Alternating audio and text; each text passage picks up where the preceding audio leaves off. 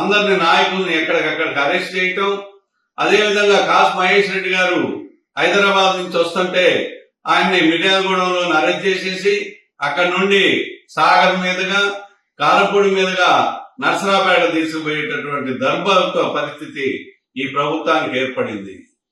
పేద ప్రజల కోసం అందుబాటులో తీసుకురావాలి అని అనేకమైనటువంటి కష్టాల్లో ఉన్నటువంటి పేద ప్రజలందరికీ కూడా ప్రభుత్వం ద్వారా సేవలు అందించాలనే దాంతో 17 మెడికల్ కాలేజీ తీసుకొచ్చినటువంటి దమ్మున నాయకుడు జగన్మోహన్ రెడ్డి.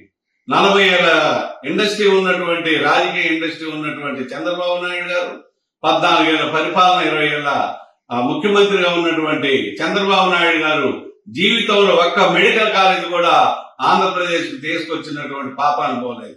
అతను ఎప్పుడూ కూడా పేద వర్గాల పట్ల ఎప్పుడూ కూడా పేద వర్గాలకు అనుకూలంగా ఉన్నటువంటి పరిస్థితి లేనటువంటి చంద్రబాబు నాయుడు గారు జగన్మోహన్ రెడ్డి గారు తీసుకొచ్చిన మెడికల్ కాలేజీ వల్ల ఈర్షతోటి ఈ రోజు వాటన్నిటిని కూడా ప్రైవేటైజం చేయడానికి పూనుకోవడం జరిగింది.